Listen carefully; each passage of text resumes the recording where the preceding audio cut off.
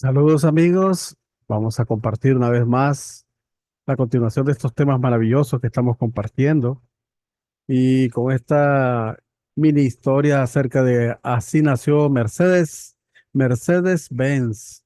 Todos conocen esta famosa marca de vehículos, ¿verdad? Carl Friedrich Benz, más conocido como Carl Benz o Carl Benz, fue un doctor, ingeniero e inventor alemán conocido por haber creado el Benz Patent Motor Wagen. En 1886, junto con su esposa, eh, este señor, este doctor e ingeniero, inventó, ¿verdad? Diseñó este vehículo y junto a su esposa fue considerado este primer invento de vehículo como el diseño del primer automóvil, el primer coche de gasolina que fue inventado en la historia, pero nadie sabía cómo utilizarlo, por lo que quedó sin uso por mucho tiempo. Todos llamaban loco a Benz por la creación de su ridículo triciclo y para rematar la faena bebía alcohol para acompañar su depresión. Carl vivía con su esposa Berta y sus 5 hijos en la ciudad de Mannheim y ese día Berta debía visitar a sus padres a casi 100 kilómetros al sur de Fort Saint. Para consolar a su marido y asegurarse de que su trabajo no fuera en vano, Berta Benz se armó de valor, cogió el triciclo para ir a visitarles. El viaje duró casi un día completo, lo que no está mal para los caballos que tenía el vehículo a finales del siglo XIX. Tuvo que pasar varias veces por farmacias que vendían gasolina en ese momento para repostar. Visitó a dos curtidores para reparar los frenos. En esta ocasión, ella inventa las pastillas de freno y a un herrero que necesitaba reparar la cadena de transmisión. También tuvo un problema con una tubería de combustible obstruida y usó su alfiler para arreglarla. También aisló un cable con una liga. Una vez que llegó a su destino, ella informó a su marido de su éxito mediante un telegrama. Al día siguiente volvió a conducir y volvió a casa. El viaje recibió mucha atención por parte de muchas personas que Berta conoció en el camino. Fue entonces cuando la gente se dio cuenta de que el coche no era solo un juguete curioso, sino que también podía ser un medio de transporte rápido y cómodo. Carl Benz inmediatamente se hizo famoso y de repente todo el mundo quería una réplica de su coche para su propio uso, lo que generó muchos pedidos. El viaje también le permitió a su esposa Berta evaluar el vehículo desde la perspectiva del usuario, identificando posibles desventajas. Ella recomendó agregar un aumento de marcha a la transmisión para aumentar la velocidad, por lo que le permitiría hacer el viaje en la mitad del tiempo y adelantar a los vagones, agregar una cuarta rueda para mayor estabilidad, mejorar los frenos, agregar un filtro de combustible, etcétera, etcétera. Y ese fue el nacimiento de un gran imperio que todos conocemos hoy. Y lo que queremos que conozcan es el imperio del conocimiento de la causa y la resolución de conflictos. Ya entramos a la cuarta entrega 12, letra D. Suscríbase a Loredo Nelson, dele me gusta.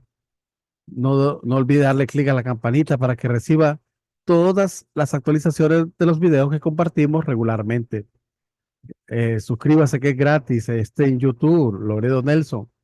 Y no olvide también, si desea escribir con mi persona, en el gmail.com, nelsonloredo2027 @gmail.com. Repito, nelsonloredo2027 @gmail.com. Estamos en esta parte 2, resolución de conflictos de forma restaurativa. Cultivar nuestro corazón y carácter a través de vivir con principios universales es la clave para la armonía. El corazón humano se rompe en donde se violan los principios universales. Se necesitan esfuerzos concretos para sanar los corazones rotos. De esta manera, dejamos que los principios universales operen para restaurar la armonía y crear la paz. Soluciones temporales o parciales. La forma en la cual nos acercamos a la resolución de conflictos merece una evaluación considerable.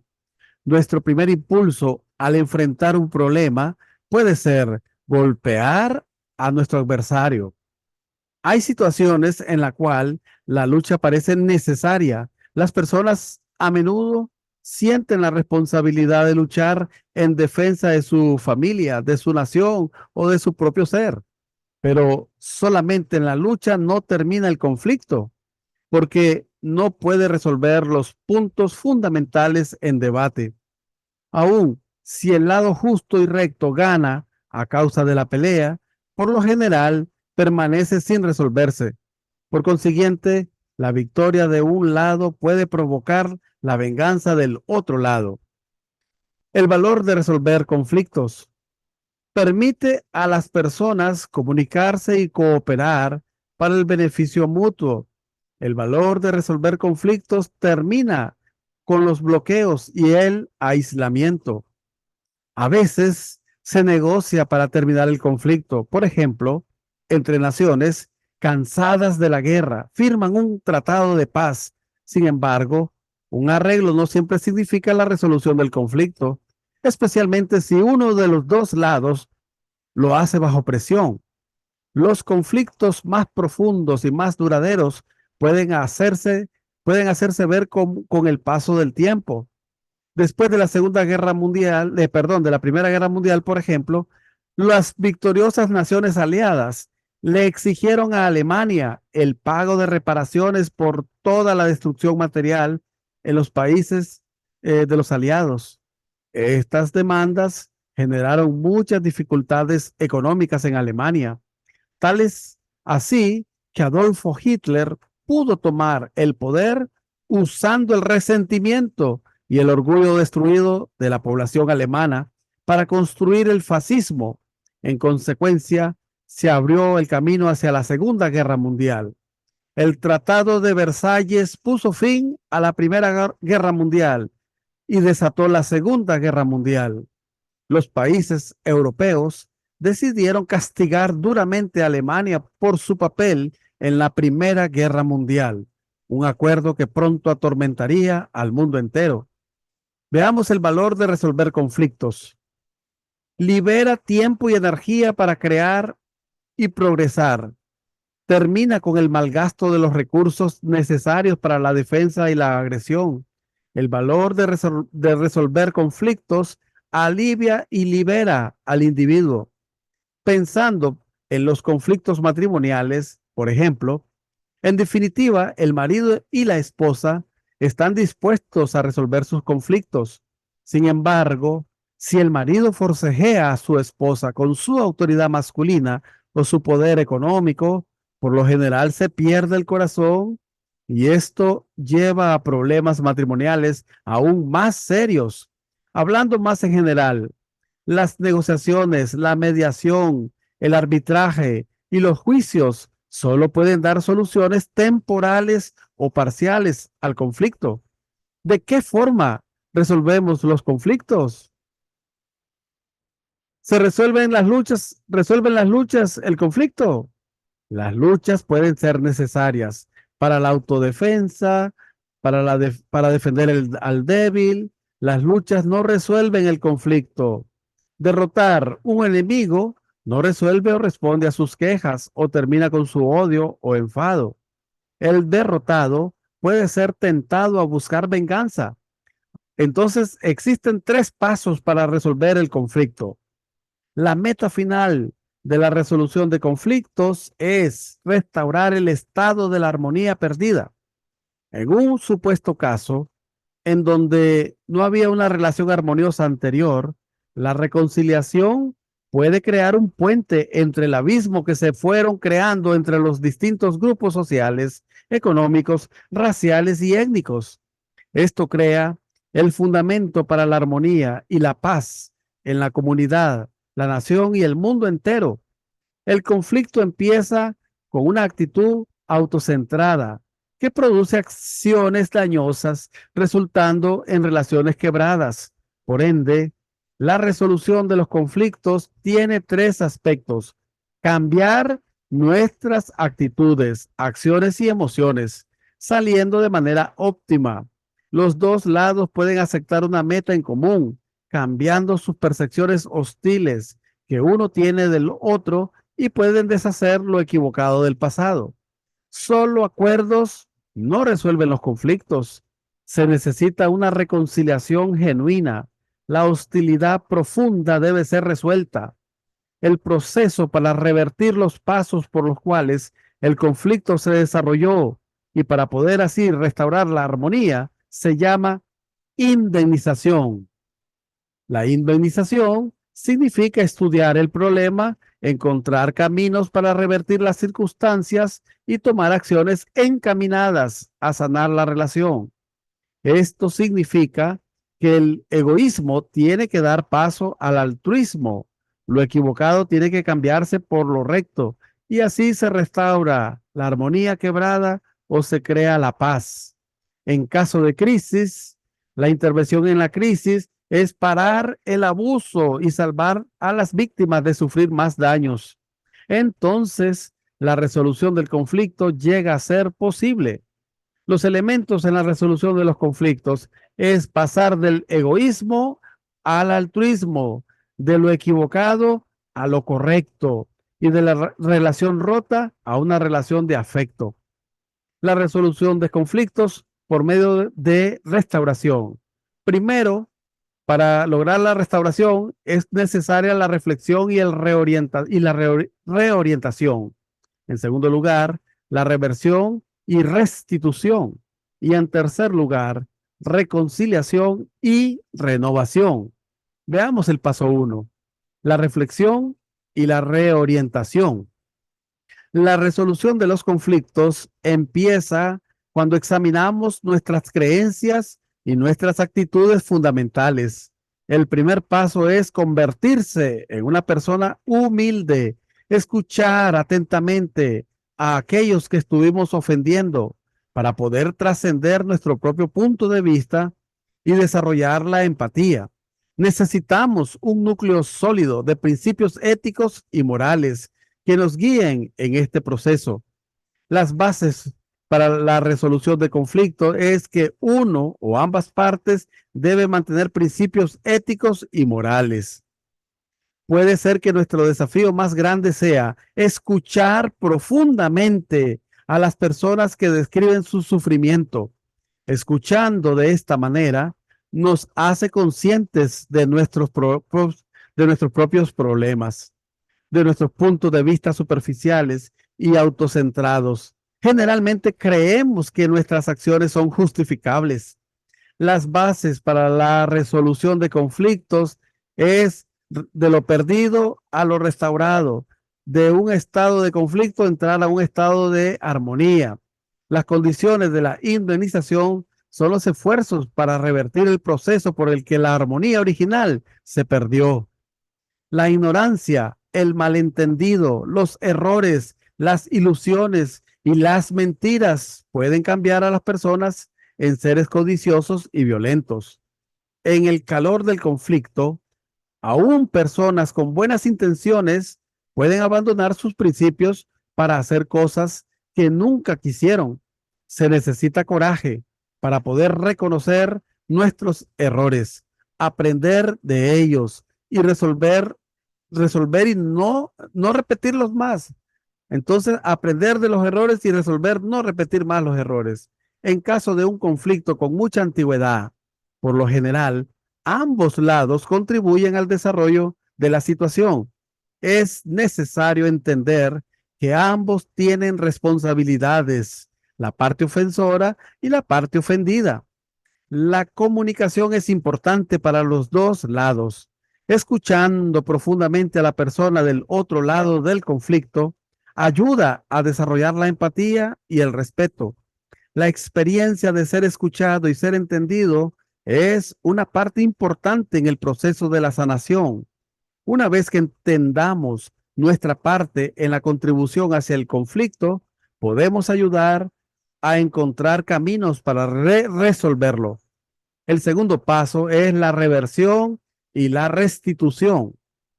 Para revertir el proceso a través del cual la armonía original se perdió, un lado o ambos lados tienen que hacer esfuerzos particulares y bien concretos, a los cuales llamamos condiciones de indemnización. Unas analogías nos pueden ayudar para entender este concepto. Si perdemos nuestra salud, tenemos que seguir un tratamiento para recuperarla. Si dañamos la propiedad de alguien, nos disculpamos si se la reparamos o pagamos por el costo de las reparaciones, ya que las condiciones de indemnización tendrán que corresponder al camino por el cual se desarrolló el conflicto. Tenemos que diagnosticar cómo hemos fracasado en nuestra responsabilidad. Para poder reconciliar relaciones quebradas, necesitamos una inversión sincera del corazón. La primera acción es expresar remordimiento por haber sido la causa del sufrimiento. La disculpa permite al ofensor preservar su honor, mientras reconoce la dignidad de la víctima como ser humano. La primera reflexión y reorientación, entonces, pasar del egoísmo al altruismo, es identificar cómo uno ha contribuido al problema, reconocer cómo afectó los sentimientos del otro y examinar nuestra conciencia y evaluar nuestra actitud y comportamiento. Recordar los valores éticos y morales como la empatía, el respeto y la responsabilidad. Muy a menudo se toma cuidado en encontrar las palabras correctas y procurar las circunstancias apropiadas para poder transmitirlas. Si hay un ambiente de buena voluntad, una disculpa sincera y rápida puede espaciar el enojo y resolver la relación. Entonces, la primera reflexión y reorientación. Primero reflexión y luego reorientación. Del egoísmo al altruismo. Es considerar cómo uno pudo haber manejado el problema en forma diferente. ¿Qué se podría hacer mejor la próxima vez? Decide tomar responsabilidad por lo que uno contribuyó al conflicto y planea cómo hacer reparaciones. Ese es el paso de reflexión y reorientación. Si la disculpa sola no resuelve la relación, tenemos que restituir a través de condiciones de indemnización, poniendo nuestra parte en la relación quebrada. Por ejemplo, si perdemos nuestra buena reputación, tenemos que cortar con el comportamiento equivocado. Si es posible hacer las paces y luego mostrar un alto nivel de integridad por cierto plazo de tiempo, y si el amor y la confianza están quebrados entre el marido y la esposa por causa de infidelidad, la indemnización significa un proceso largo de confiabilidad, altruismo y devoción sincera hasta que se haya recuperado la confianza. En la ausencia de relaciones buenas anteriores, el proceso de la indemnización es mucho más desafiante. En el caso de una propiedad dañada, podemos pagar por las reparaciones, pero esto compensa solamente los daños externos. Puede ser que se necesite una restitución más grande. Es más, quizás la parte del lado ofendido no está todavía lista para recibir la restitución. Cuando fue ofrecida por primera vez, entonces tenemos que encontrar el mejor tiempo y las mejores circunstancias. De todas formas, el proceso para restaurar la armonía perdida se puede prolongar o achicar según el corazón invertido. El tercer paso, la reconciliación y la renovación. Sin importar quién tenga la razón, la paz duradera se puede lograr solamente si los dos lados la anhelan sinceramente. Deshacerse del enojo, el resentimiento y el deseo para la represalia abre el camino para la reconciliación. El carácter se beneficia por la reflexión y la reorientación. Nos libera del orgullo egoísta y de la culpa. Penetra las murallas de la negación. Permite que enfrentemos la vida con honestidad. Incrementa la compasión por los demás y promueve el crecimiento interior. El resentimiento envenena a la persona quien la lleva consigo. Aún si se dirige hacia un objeto concreto, el daño se hace ver dentro de la persona y la lastima mucho más que a su blanco. Si una persona a quien se le ofendió injustamente puede deshacerse de su enojo y su deseo de represalia, está ayudando de esta manera a que el ofensor sea capaz y le sea más fácil seguir el camino del proceso de la indemnización. Así, la arrogancia puede ser sustituida por la humildad, la codicia puede ser sustituida por la generosidad y la exploración por el servicio, y enfrentarse con su propio enemigo puede convertirse en amor y perdón. El perdón no es una muestra de debilidad, sino un acto de coraje y fortaleza. Tal como dijo el doctor Martin Luther King Jr., la oscuridad no puede echar a la oscuridad. Solo la luz puede hacer esto. El odio no puede echar al odio, solo el amor lo puede. El segundo paso sería reversión y restitución. De lo equivocado, pasar a lo correcto. Revertir aquello que causó al otro sentirse herido y violentado. Hacer restitución para reparar el daño hecho. Estar abierto a recibir la restitución. Corrige la injusticia. El conflicto y la violencia pueden desintegrar a las personas hasta su esencia, pero la reconciliación las reintegra. Así como la desintegración de un átomo libera una energía destructiva que empieza con reacciones en cadena, las personas que pierden su integridad producen violencia, la cual se multiplica rápidamente. La energía del amor y del perdón trabaja exactamente inverso a esto y trae la renovación. Resumiendo, hay tres pasos básicos en la resolución de conflictos restaurativo para alcanzar una resolución de conflictos fundamental y duradera. Primero, reflexionar desde un punto de vista altruista nuestra contribución y responsabilidad en el conflicto. Segundo, revertir a través de actos altruistas el proceso que empezó el conflicto y restaurar lo malo en bueno. Y tercer punto, renunciar al enojo y al deseo de venganza, recibir perdón y permitir que la buena voluntad entre en la relación. En el próximo video continuaremos con este precioso tema, la siguiente letra, la 4 de 12E, la causa y la relación de conflictos. Que el sueño de Hanul Pumorín sea una realidad en nuestros días, que se cumpla con éxito su sagrada voluntad. Que las bendiciones de Hanul Pumorín estén con cada uno de ustedes, sus familiares, vecinos y amigos. Ayú. Muchas gracias por su atención. Este tema es muy importante. Comparta, comparta, que este tema es muy importante. Comparta, comparte este tema, comparta, comparte el tema, comparta.